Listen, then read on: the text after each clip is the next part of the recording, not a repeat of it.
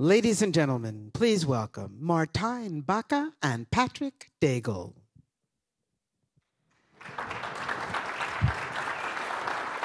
Thank you, thank you, thank you.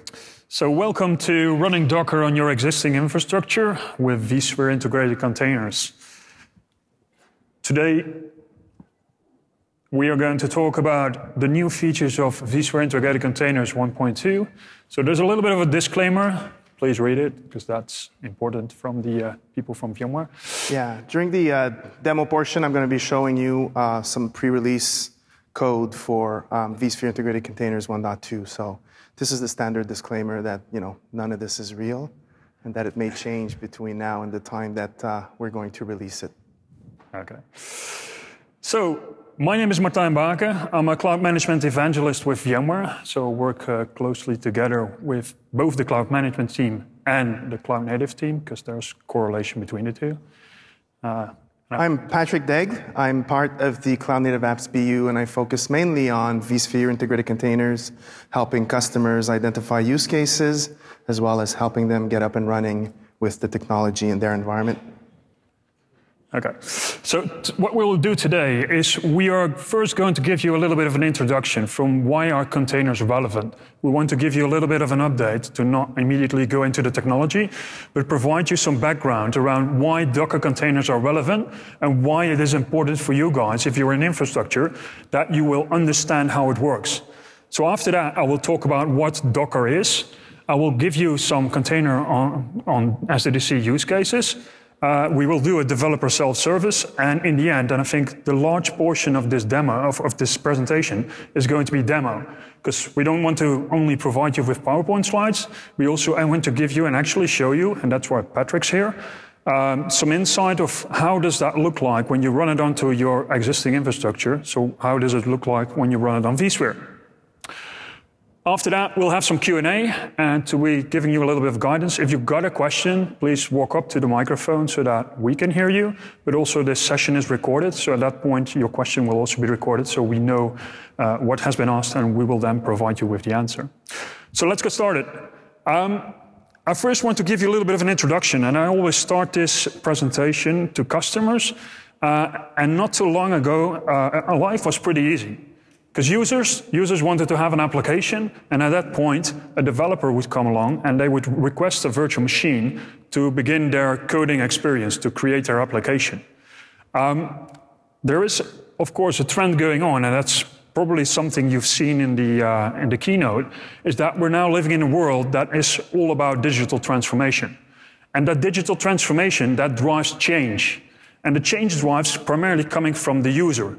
And the user can be somebody that actually uses the application, or the business that you are currently trying to provide IT resources to. So what's happening is that applications, they want more applications, they want different features, and best of it, yeah, they want it now. It's not that we're going to wait half a year or a year to have new features or new applications. They want those applications as soon as possible. So that also drives the need that the developers have. So developers no longer want to only have a virtual machine. What they want is to have APIs. They want to have things like DevOps. They want to have containers. That's what we're going to talk the large portion of this presentation about. But one thing I want to stretch is that developers do not want to control the infrastructure. I think we are still at the age that that we, from an infrastructure perspective, we need to provide the resources to the application developers and provide them in their needs. And that's what we're trying to solve with vSphere integrated containers. So how do we do that? Well, basically what we do then is then look at what is the developer need. If you want to provide resources to them and try to understand what they want to do, is you need to understand how a developer works. And what a developer does is basically the functional differentiation that he's trying to create with either his new application or his feature. That's actually what he's trying to do from a developer perspective. But when you're talking about functional differentiation, the developer also needs to take into account certain other things that we also need to accommodate. So the one thing is performance. He also needs to look at scalability from his application. You need to look into the availability of the application, security, and manageability. So if you look at an application, it's not only the functional differentiation that we're talking about, but also all the different other things that also need to be accommodated from a developer perspective. So actually what the developer cares about is the functional differentiation, because the functional differentiation gives him the ability to provide a differentiation to the business. If we're talking about digital transformation, it's all about the app. And the app is created by the developer. He creates that functional differentiation, but all the other things also need to be in place. So what we need to provide from a platform perspective, or from vSphere in that matter, is that we need to accommodate all the other features, and that's what we're trying to provide.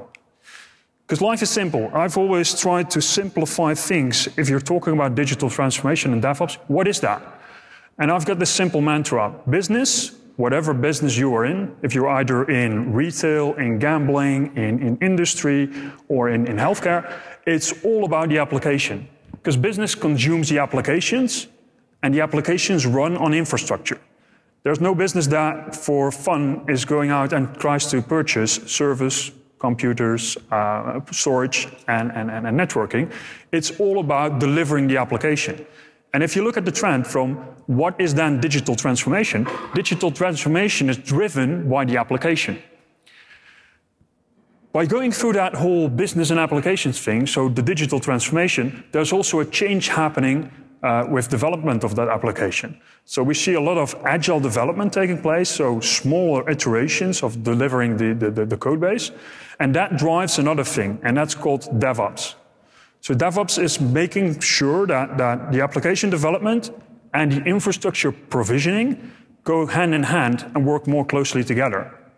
And the thing we're trying to achieve is actually that you go around and increase the velocity of deploying applications on top of your infrastructure. Because the application drives data. The data, then, what you then do is analyze that data, and that creates new features or new applications. The faster you can do that, the more and the better your business has a competitive advantage towards your competition. And that's, in the end, the whole thing that goes on with digital transformation.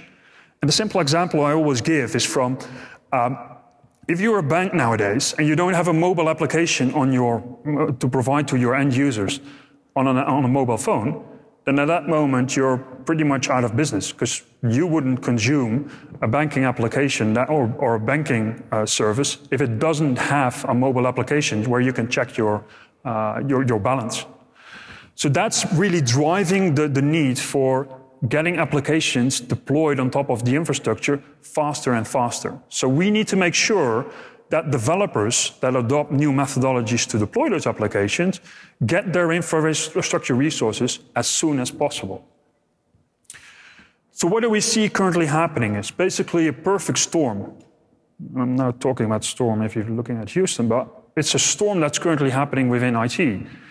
Basically, what developers are trying to do to accommodate that digital transformation is they need to change the way they do development. Traditionally, it was more the waterfall method, so the business would provide certain requirements. At that moment, they would start build the application, and it would take about 6 months to a year to create a new application and new features and deploy that on top of the infrastructure. That's now changing. We now have the agile development methodology. So they're basically building Scrum teams. The Scrum teams create new features, and they deploy new features, sometimes up to a couple of weeks, sometimes a couple of months. But the iteration of deploying new features on top of the infrastructure, that has an increase. So the need then becomes relevant to have something like DevOps, that the developer and operations work more closely together to get those features and new applications deployed on top of the infrastructure. Next to that, we also have the change of deploying applications. So traditionally, we had a monolithic approach to deploying applications. We now see more and more that developers are adopting a new way of architecting their applications through microservices. And microservices then drive the need to basically go into containers, because containers make it possible for them to create those microservices architectures. And if you look at microservices, it then becomes very relevant to deploy those containers on top of your infrastructure. And this is where Docker comes in. So I now want to go through a little bit of the basics. So if looking at the audience, from who knows what Docker is? Can you put up your hand? Who actually played with Docker? So actually deployed it? Who's currently running it in test dev? Who's running it in production? And that's, you see more, first of all, everybody knows what Docker is. But actually getting into production, that's the real challenge. And that's hopefully what we will show with vSphere integrated containers, is something we can provide to you if you are already running vSphere. But let's first go through the basics. So Docker became pretty popular. I was, I think, at DockerCon EMEA in 2013, so even before this chart. And it was really, at that point, 300 developers coming onto this conference. But there was a real buzz, and I walked out of the conference thinking this is the next best thing. And for developers it is. If you look at the chart that I'm providing here on the slide, you see that the adoption is really taking off. It's really more and more businesses, or really developers, are adopting containers, and especially Docker, to deploy their application on top of the infrastructure.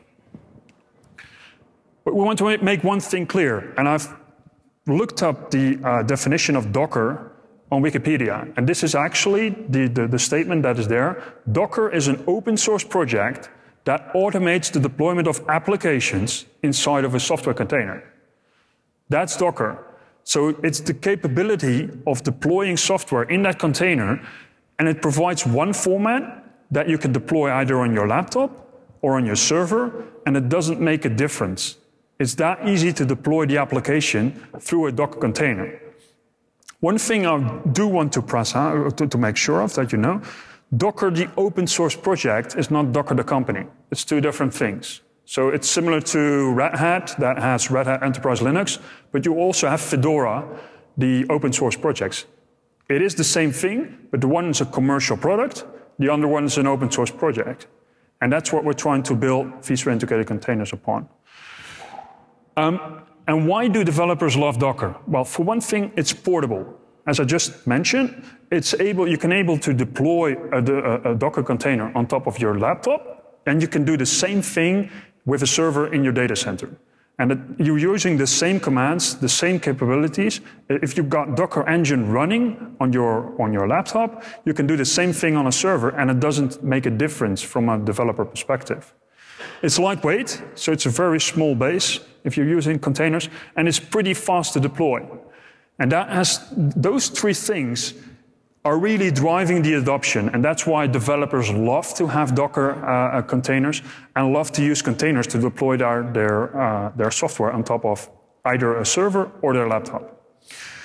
And last but not least, it's a standard format. It's becoming the de facto standard within the developer world to adopt containers and to integrate it into their developer tooling. That's actually happening. So the more that developers are starting to adopt Docker containers, the better it gets integrated into the developer tooling, and that again drives the adoption of containers.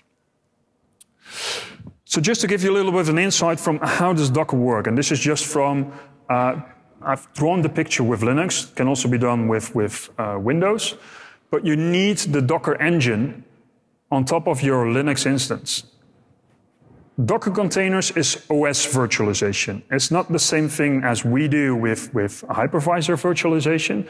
You need an OS to run the container on top of. And you can have multiple containers running on top of the OS in a container. To deploy a container, you use something called the registry. So a registry, and the best known one is Docker Hub. It's a publicly available registry, which you can just go down to and just download an image. An image is then downloaded to your local client, and it's then booted up through the Docker engine. And that gives you the ease of use that developers are using. I've also drawn Docker Toolbox just to provide you with some insight. It's a client-server application, so you can talk to the Docker engine, and probably Patrick will show it in the demo, from how do you connect from your local laptop or from your local desktop to a server to be able to deploy a container on top of that. So that's actually the architecture. You've got the client server that talks to the Docker engine, and the Docker engine then pulls the images from a registry. And in this case, I've drawn Docker Hub as being the registry where the images are coming from. But you can also have an own private registry. That's one thing that we provide in vSphere integrated containers. It's something that you can put in your own data center, which you can also use to pull the container image from. But why do developers love it? And this is just a simple example from, in 3 commands, I can run an Nginx web server just by typing in 3 commands. It's not that you need to go and figure it out. It's just typing these 3 commands, and that deploys a Docker container with Nginx on top of your, in this case, Linux instance. And this is the ease of use that developers love to have. So they put the software, the application, inside of the container. They put the image of that container on top of their infrastructure, or on top of their registry. And at that point, it doesn't matter if you either want to run it on your desktop, on your server, wherever you want to run that piece of software, you just type in the 3 commands and it will then deploy the container with the software on top of the instance you are running the Docker engine. So in 3 commands, I've got an application running, which is pretty neat from my perspective, because it gives you the ability to deploy applications pretty fast on top of any infrastructure that runs Docker containers. But then there's the question from, there's one thing that we can accommodate the developers through containers, but if you look at it from an operational perspective, so, and I'm assuming that most of the people here on the room are vSphere administrators, so people that run infrastructure, that run servers, we've got different needs than the developers. So we need to have security and isolation, we need to have data governance, we need to have guaranteed resources, and we need to provide management tooling. And if you look at a simple container, that's something we then need to solve. The question is, how do we get there? And from our perspective, we can bring the 2 worlds together. A container, from my perspective, solves a developer problem. So it's pretty easy for a developer to deploy his code inside of a container and deploy it then on top of the infrastructure. But we already have the construct of resource governance within the vSphere infrastructure, because the virtual machine, something that we know already for the last 10 years, is something that solves an operational problem. And from our perspective, if you look at what VMware is trying to do, is we bring the 2 worlds together. So we're trying to give you the best of both worlds. So from a container perspective, you still got the easy way to deploy it on top of your infrastructure. On the other hand, it also gives you the flexibility, the manageability, and the separation of duties if you bind the 2 things together, so the computer, a container, and the virtual machine. The question then becomes from, it works fine in dev, but how do you solve that from an operational perspective? And that's where Patrick comes into play. So with vSphere integrated containers, what we're really trying to do is trying to bring the best of Docker to vSphere. So what we've created, in a sense, is this way of provisioning using the standard Docker image that everybody loves because it's portable, because it's easily accessible, it's lightweight. So taking these same building blocks, but instead of using the Linux container as a provisioning mechanism, using VMware VMs as a provisioning mechanism. So creating a VM that looks, feels, and acts like a container. So this is a preview of the architecture for vSphere Integrated Containers 1.2. So on the left-hand side, you see the virtual container host. That's what we introduced with vSphere Integrated Containers at VMworld last year. And it does bring this concept of bringing or deploying containers as VMs. One important thing we're introducing in vSphere in VIC 1.2 is this concept of the Docker container host, but that's deployed using Docker and using VIC as the deployment mechanism. We're going to talk more about that. It enables a brand new level of self-service for developers where they can now self-provision Docker hosts using just the Docker command line and using just the Docker API endpoint that you provide them as the IT ops through vSphere integrated containers. We've also added a lot of integration from the management standpoint. In terms of the security, we've added image scanning and image vulnerability image signing rather, and image vulnerability scanning that can be enforced from the registry and management portal standpoint to prevent unsigned images from being run in your production environments or to prevent vulnerable images from being run in your production environment. And then in terms of the integration, we also integrated the sign-on now for VIC with the platform services controller in vCenter. So you integrate with the platform services controller, and then you can pull the users from there to populate your projects, to admin your projects, and things like that. I'm going to show you in the demo what that looks like.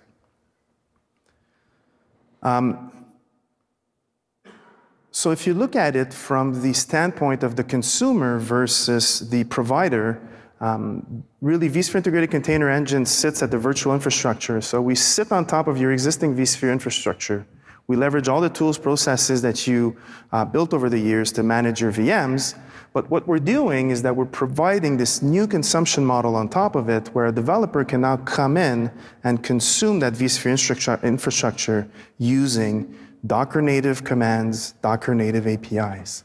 So we're creating sort of this dual view where the IT ops can continue maintaining their infrastructure using native vSphere tooling that they know, but from the developer standpoint or the end user standpoint, we're actually creating a new consumption model where they don't even need to know it's vSphere. They don't need vSphere credentials. They can just point their Docker client to this Docker API endpoint that we provide them, and they interact with the infrastructure using the Docker API. So yeah, really creating this dual view for developers, native Docker experience, for operations, native vSphere experience, really bringing the best of both worlds, allowing operations tight control over what resources are presented up to that Docker API, but allowing developers for a lot of flexibility because Docker, by virtue of the Docker Hub public registry and by virtue of the ease of which you can build your own packages, enables this next level of self-service for developers to provision things that are not necessarily already in your enterprise catalogs and things that would allow them to quickly prototype new applications and new tools that can then bring business value.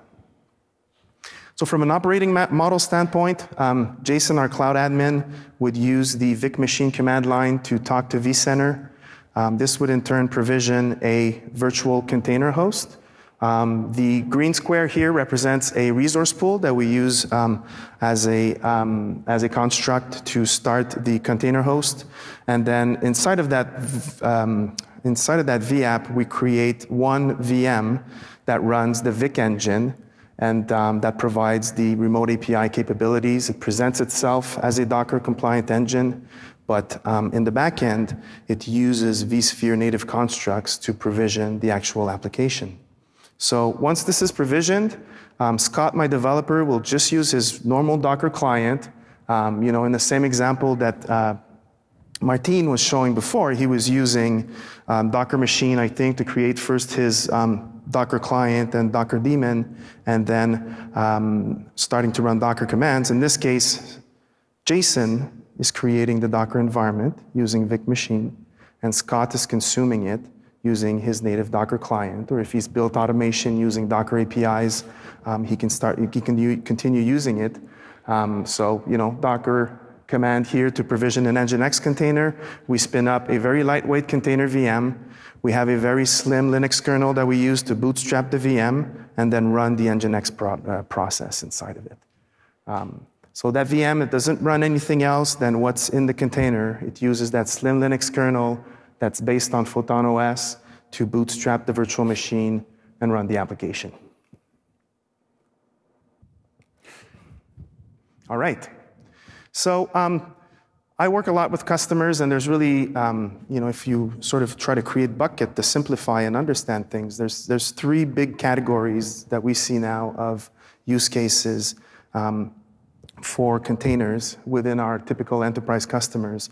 The first one is application repackaging, where enterprises are starting to take applications that are more traditional, but packaging them inside of containers to bring that ease of lifecycle management, more lightweight more lightweight management, and get all that goodness of managing containers to traditional applications.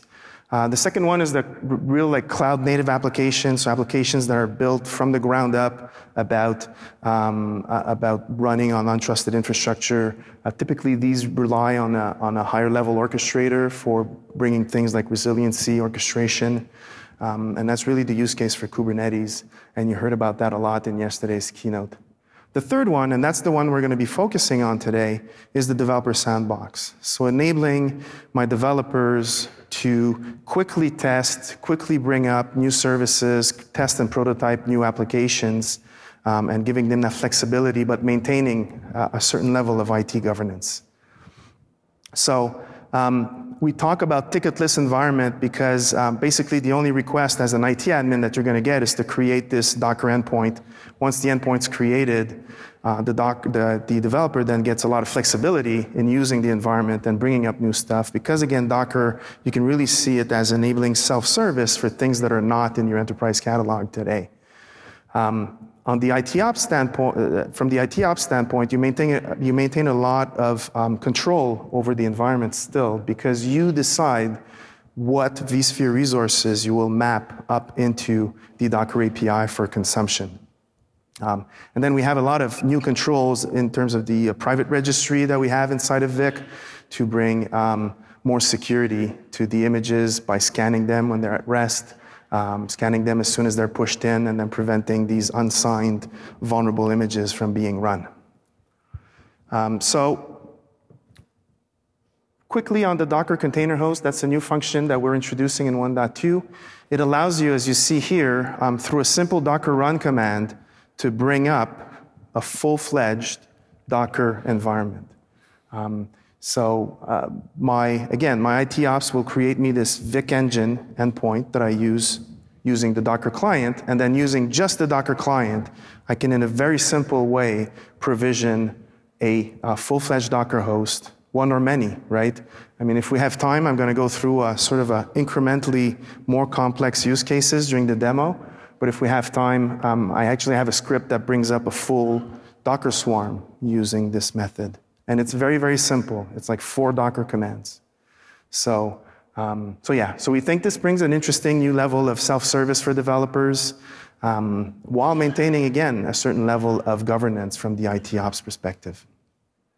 All right, so is it Alexa or Ken that I need to ask for switching to my laptop here?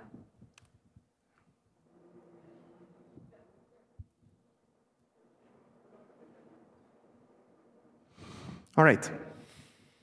Uh-oh. No, I just went to sleep. I'll just, I need to reconnect my VPN real quick. Sorry about that. All right.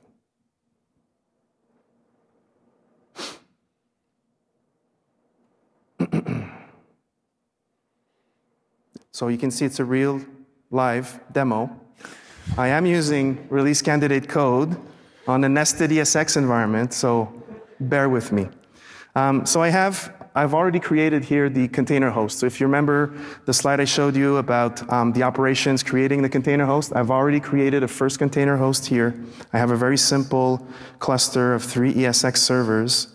I've created this container host. Like I said, we use this VApp as a construct. We use it for 2 things, really. We use it first to group all the containers that I'm going to start using this container host to group them together because they belong together from a day 2 operations standpoint. They're all containers that belong, quote unquote, to that container host. We use it as well because the VApp is backed by a resource pool. It gives us a very flexible way of managing the resources that are going to be assigned to that container host. So if I have a developer who's starting to go crazy, he's throwing hundreds of containers at this thing, I can start putting limits on that resource pool to reduce the impact on the other VMs that are running on the cluster. All right.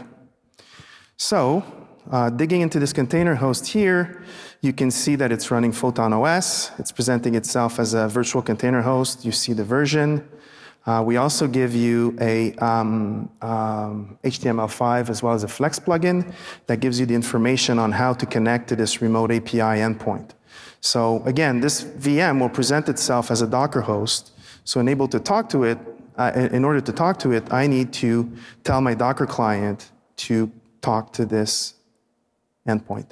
So if I switch over to the developer view, my developer would first start by setting this environment variable that basically tells its Docker client, when I issue Docker commands, don't talk to my local daemon. I want you to talk to this remote API that I have listening on the other hand. So if I do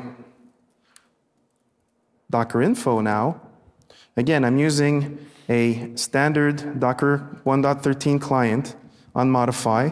You can see that the server version is showing 1.2 RC1. That's because I'm now talking to that remote endpoint. So I'm getting that information from vSphere integrated containers. And then this answers just like any Docker engine does, but you can see that there's some specific vSphere things in here. I'm using a VIC storage driver. My backend engine is vSphere integrated containers.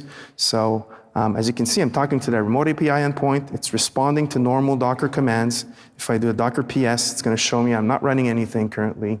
So really, from the developer standpoint, after he set that environment variable to tell Docker to speak to this remote API, it works just as expected. So if we run something quickly here, we just run a, let's say we just run a little busybox. We'll just run it like this. So here I'm running busybox, very lightweight Linux distribution, so it comes up fast. And inside of busybox, I'm going to run command date and exit. So,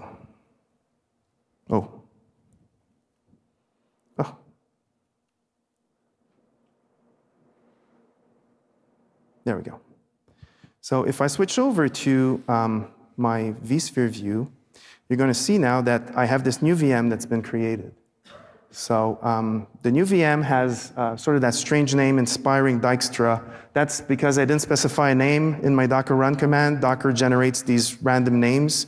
That's a random adjective followed by the random name of the scientist, sort of as a user-readable name, and then followed by the Docker ID.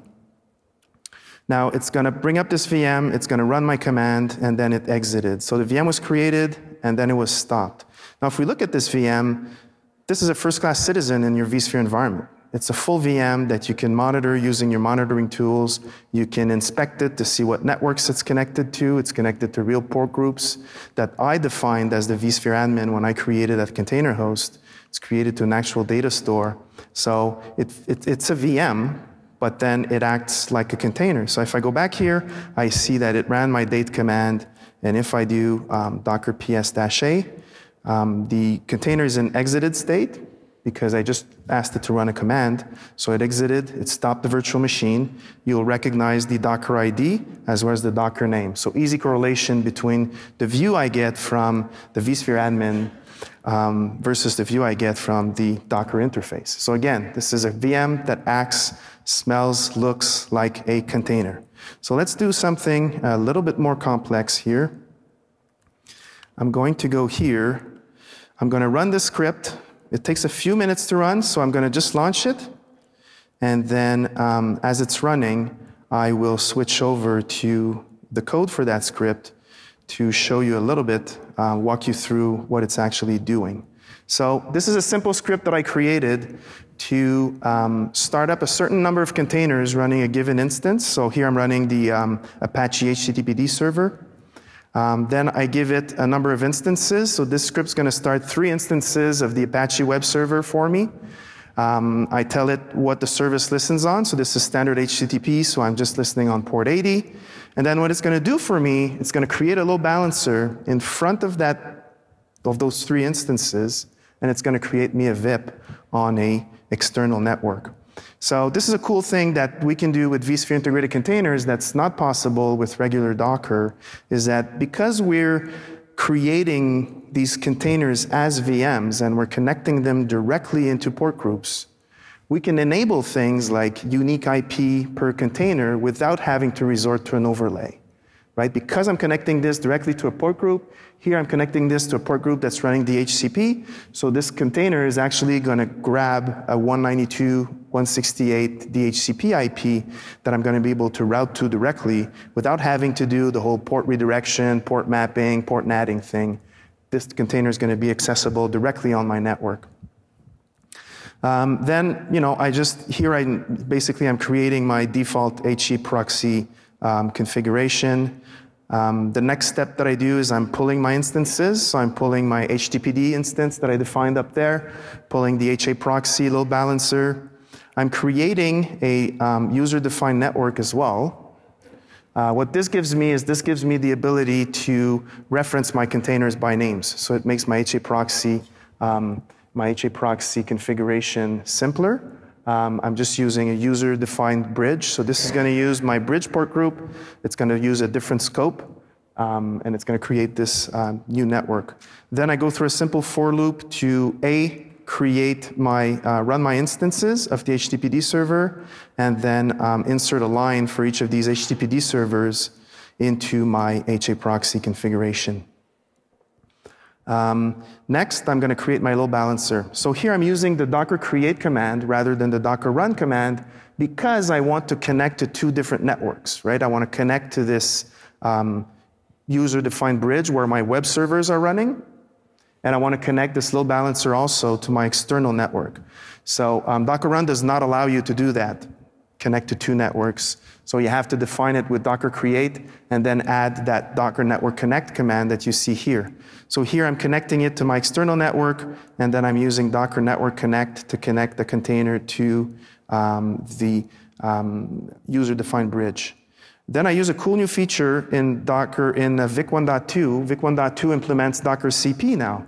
So I'm actually able to take my HA proxy config that I've created through the script, copy it inside of the container before I even start up the container.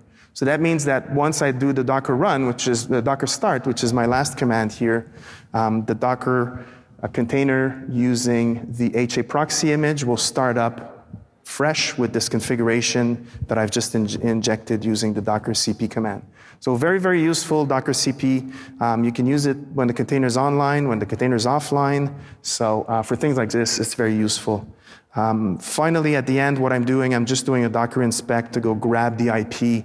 Again, that IP is assigned by DHCP on that public network that I've created. So I'm just running a quick Docker inspect command to grab the IP. So let's go see how this worked. Yeah, so this completed. So you can see pulling the images, and then here it's creating the network. These are my 3 instances. This is my load balancer, and you can see that my load balancer is running on this IP here. So let's try it. Let's see if the demo gods are with us this afternoon. Yeah. So let's look what happened on the vSphere side of things. So you can see that my 3 web containers were created: Web 1, Web 2, Web 3. You can see that we're using the user-defined name if you define one. So in my first example, I used the Docker name because I didn't specify a name. But here I'm using the user-defined name. So it started my 3 containers running HTTPD.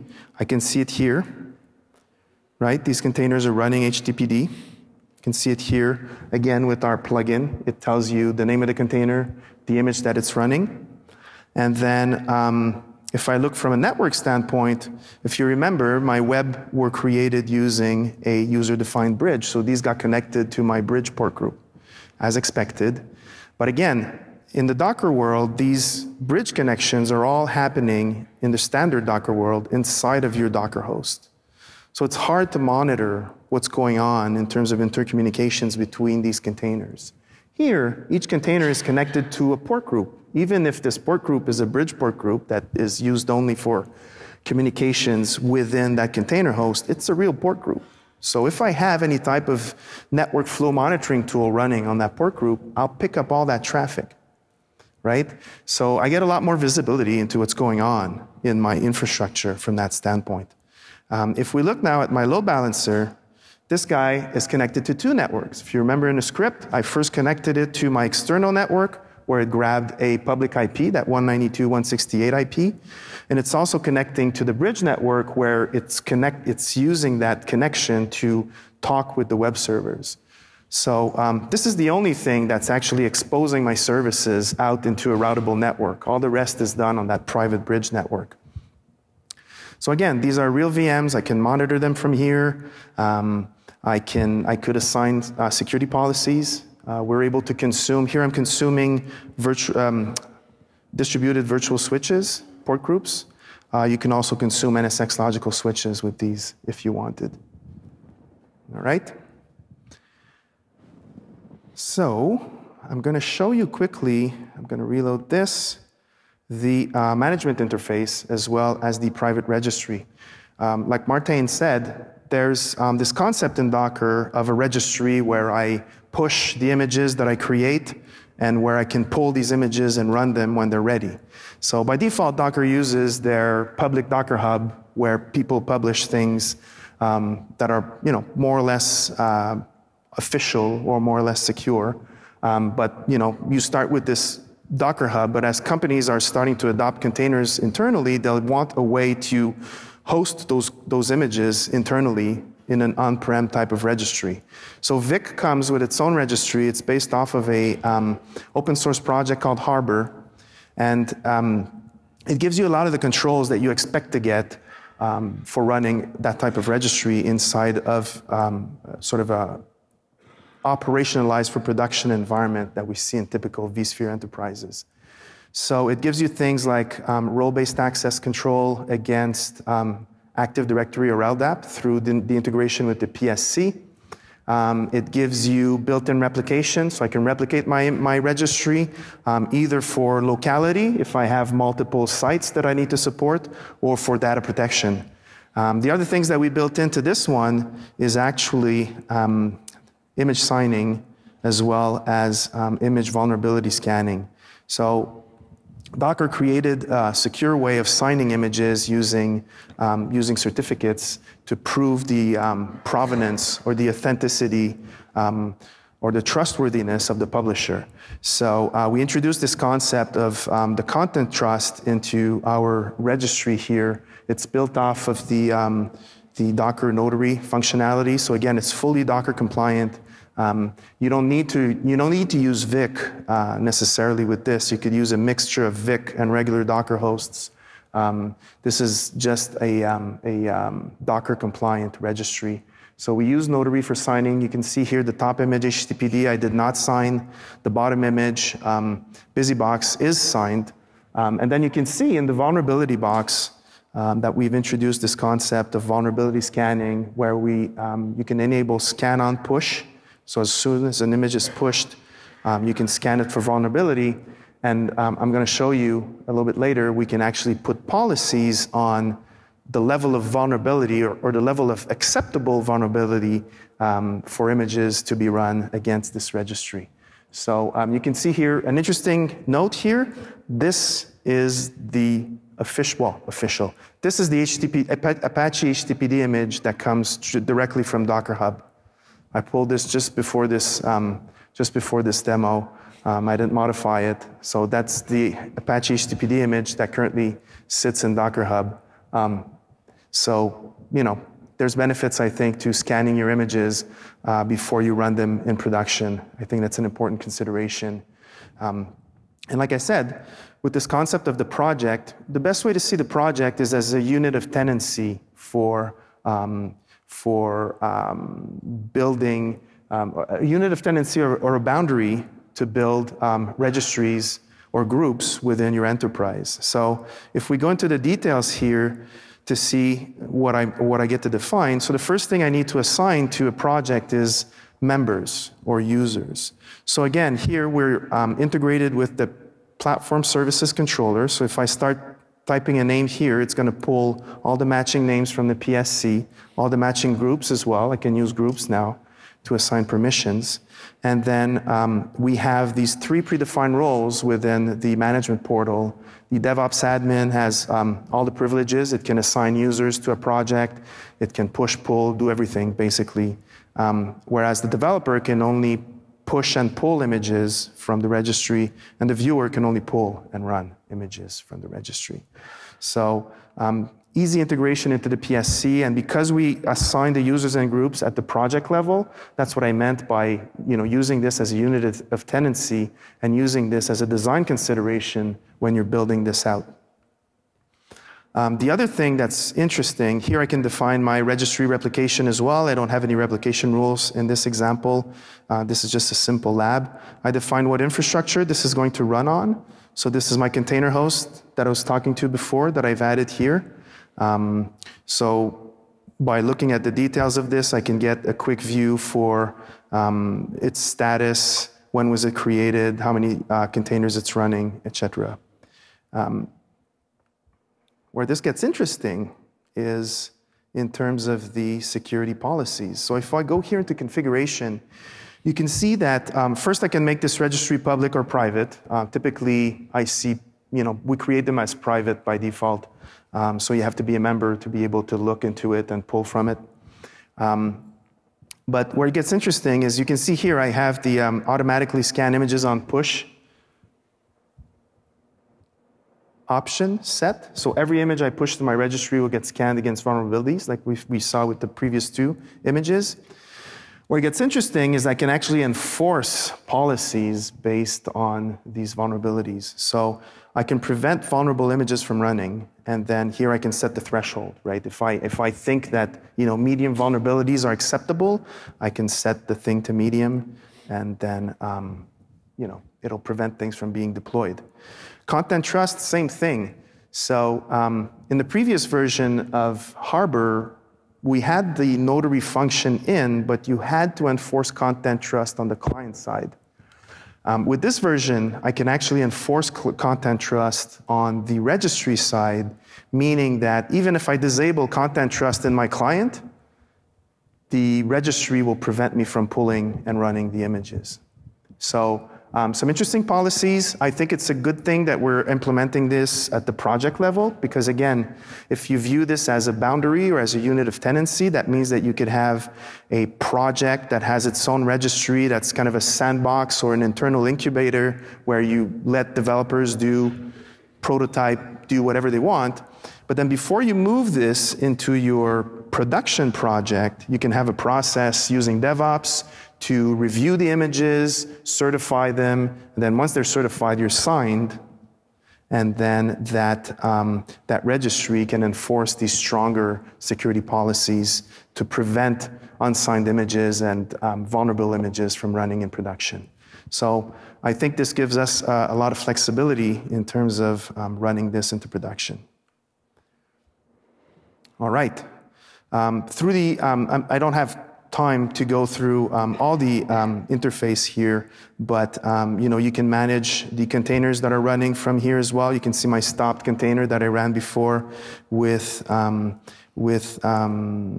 BusyBox image. You can see my web containers. If I go into details, you get a quick overview of the CPU and memory usage. This is a log, so if there's anything going on in standard error, standard out, I'm going to see it printed here. And then you see some details around, what network is it connected to. So this is connected to my user-defined bridge. It got a private IP that was assigned by my VCH. So you get a lot of information from here. And if you prefer doing your your day 2 operations or your CRUD operations using a GUI, you can actually stop this container, remove it, so on and so forth. All right. So I'm going to do one last example. I want to show you the Docker container host. So we talked about this ability we have in VIC 1.2 to use Docker to deploy Docker. So use Docker to set up your own Docker host and interact with it, use it to build, push, use it to build a swarm for testing purposes. We would not recommend at this point really to run production on Docker container host, but it's a very interesting proposition in terms of enabling self-service for developers. So let me just do a Docker run -d. I'm going to, so 2375 is the API port for Docker. So I'm using the port redirection functionality of Docker to redirect port 2375 to 12375 on my VIC container host. Then I'm going to give it the name of the image. The reason why we're naming these with the name of the OS is that we can already foresee that there's going to be some requests to package these with different base OSs. And all of this is being maintained on GitHub. So if you're interested in packaging your own, all the Docker files for DCH are on GitHub. So you could, if you're so inclined, hack them to make them work with other OSs as well. I don't need to specify the registry. So that's it. I'm just going to run my Docker container host. So again, you're going to see it come up. No, that's not what I want to do. You're going to see it come up here. Pedantic Franklin. It's coming up slowly. While this completes, I'm going to show you, I'm not going to have time to run it, unfortunately, but I'm just going to show you how simple it is. This is the script that I use to create a swarm using this method. So if you look at this script, all it's using are Docker commands. So I'm using just Docker commands to spin up Docker, and I'm using just Docker commands to create the swarm and bring it up. So if we break this down a little bit, I'm doing a Docker run here. Here I'm attaching a volume to my container because I'm using this to run larger images. I need to attach a volume to it to ensure that I have enough space to run them. But I'm using the same image that I was using here. I'm just giving it a name, and I'm actually connecting this one to a routable network as well, just to make it easier to access from a remote API standpoint. I don't have to do that port redirection trick that I was doing before. Then once my first DCH is up, I get its network IP, and then I just init the swarm on it. I go and grab the token, because I'll need the token to join my workers after, and then simple for loop to create whatever number of workers is defined up here. And again, these are all simple Docker commands. Docker volume create to create my registry cache, and then a simple Docker run using the DCH image to bring up the three workers, and then for each of the workers, I attach them, join them to the swarm, and it's done. So very simple way. Again, the only thing that me as the IT admin had to provide my developer was that VIC, Virtual Integrated Containers Engine endpoint. From there, my developer is fully autonomous, using their Docker client to create their own Docker hosts and even create a fully functional swarm. So if we go back here, my Docker container host is up. So if I do, oops.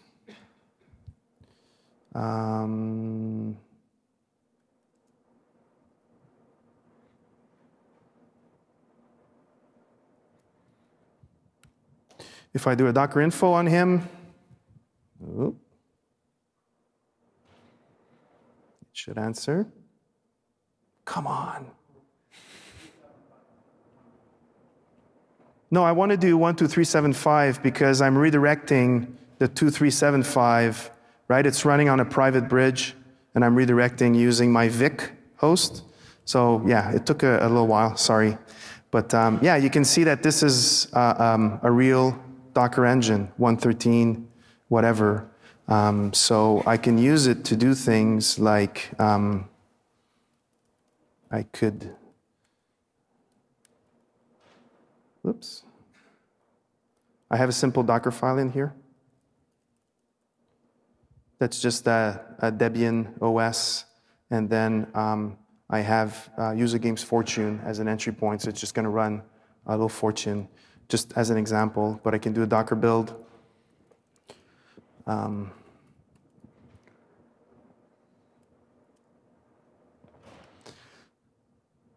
No.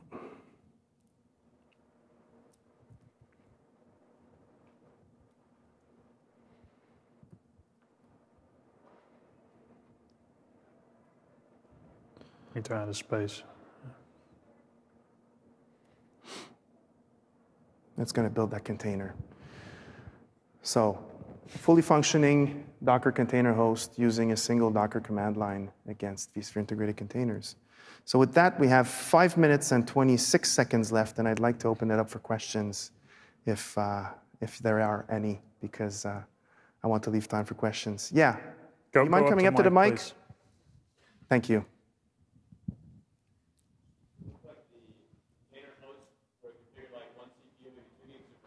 Yeah. Yeah. Developers are going to want something larger than that at some point. So there's two things here. With vSphere integrated containers, the management plane, so this virtual container host, is running separate from your container runtimes. So that one doesn't need much resources, right? It's just running your management plane. By default, when you run a container VM, like this Web1, for example, we create those with 2 gigs of RAM and 2 vCPUs, but you can override that using your Docker run command to specify a certain number of CPUs and RAM. Okay, that's so probably advisable. Docker commands? Pardon me? It's still native Docker commands to run? Yeah, absolutely. Cool. Absolutely. Yeah, thanks. Any other questions? No? Yes.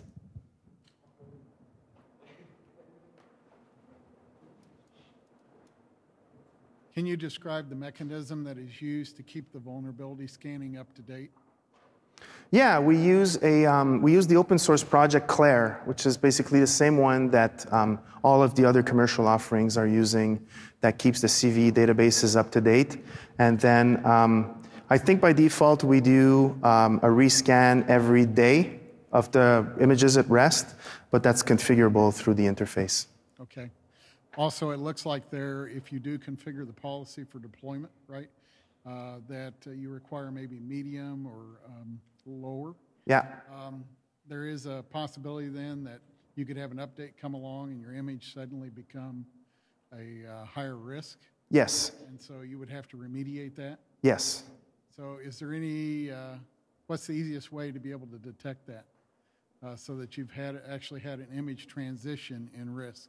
Yeah, so it's going to show up here as a new vulnerability, and then you can dig into what that vulnerability is. So I have a lot of stuff in this one, but you'd have like typically 1 or 2 new ones, so you know what to patch. And then once you roll out a new tag and you have your other containers that are using that image use that new tag, they'll all become clean and become available for deployment again. Yeah. Doesn't show the demo, so I don't know if they... Oh, my demo's gone. Oh, that's okay. I've been showing stuff here to answer the questions. Third question.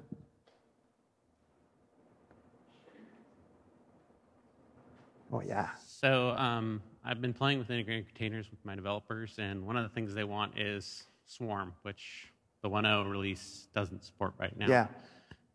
You're showing it there, but it looks like you're running containers that are Swarm hosts so that you can run containers in containers. Yes. Am I looking at that right? Yes.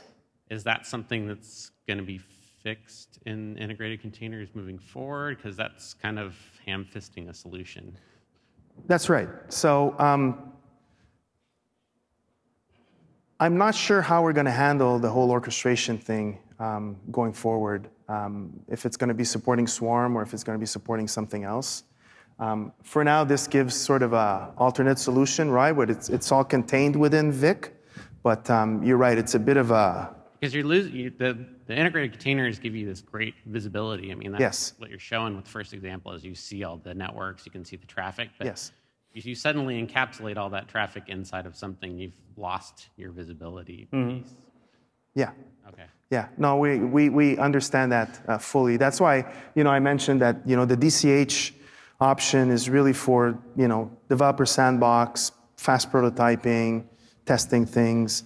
We would not recommend that for production because the primary use case for Vic is providing sort of a secure container runtime, right, where you can just drop a container either because you received it as a commercial off-the-shelf software, because more and more are using the Docker image as a distribution mechanism, or because you have some applications that you've rolled in-house that are more traditional type of applications that really benefit from running on top of vSphere. But yeah, you're absolutely right. And at this stage, I'm not sure how this is all going to play out. We would like to get Docker Vic to get to par, like with Docker build, Docker push, and all of these things. Did you want to add something, Ben? Ben comes up to the mic. This is Ben Corey. He's the lead developer on integrated containers. Well, I wouldn't call myself the lead developer. I don't actually code anymore. I'm so busy doing other things. But no, I think the Swarm question is a really good question. And I just wanted to talk about why we don't have it yet.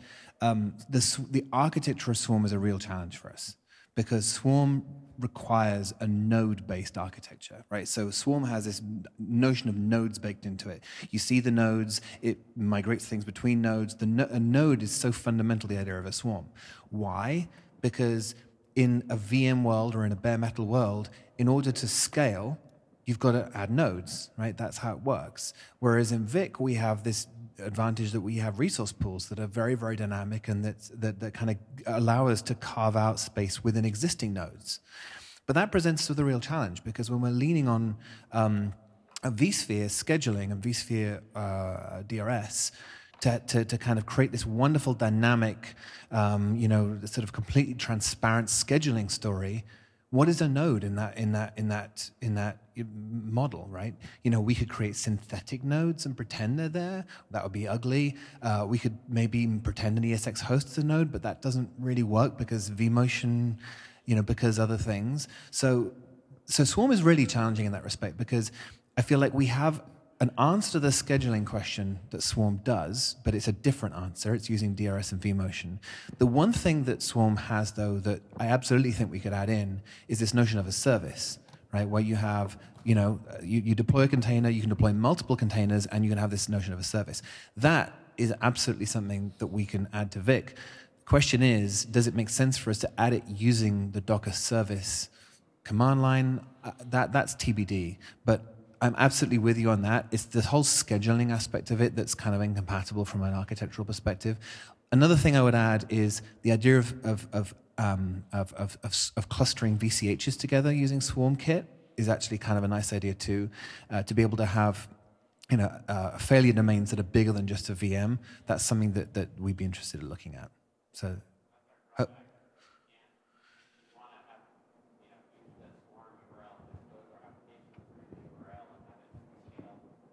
Right. Okay. Yeah. No, I get that. It's something that we haven't been ignoring. It's just something that's been something of a challenge to figure out how to mate with what we've done. Thanks, Patrick. Sorry. Thanks, Ben. No, that's great. So with that, we're out of time. So thanks a lot for your attention, your questions. Hopefully this was fun.